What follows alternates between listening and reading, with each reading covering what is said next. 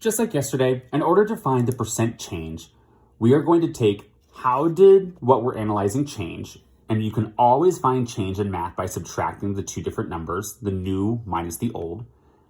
So we'll find the change by subtracting, divide it by the starting value times 100, and boom, we have a nice percent. So make sure you guys have a calculator. I went ahead and went to my Desmos.com and went to the for function calculator under math tools up here. Totally use your phone if you want though, doesn't matter. So this first one was my total interest paid when I went from good to bad credit, then my monthly payment when I went from good to bad credit. So like I said, the first thing we need to do is find the change. So we're going to subtract these two numbers. 5,524 minus 1,484. Oh, make sure you click into your calculator. That's embarrassing. And voila, we see that there was a change of $4,040. And we're going to divide that by how much interest I was starting with, which will assume we went from good to bad. So we'll assume that this was our starting amount. So we'll bring that 1,484 down here, and then we're going to multiply times 100. So now I'm going to take that change divided by how much interest I was paying to start with good credit before I went to bad credit. Then we'll times 100. So we'll take that change divided by the start,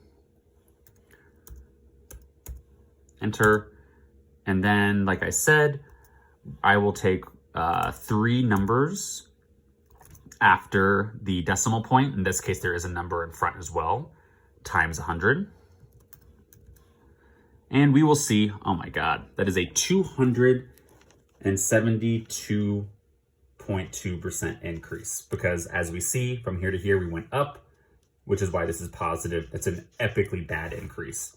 So when you went from good to bad credit, you had a tragic increase in the amount of interest you paid to the bank.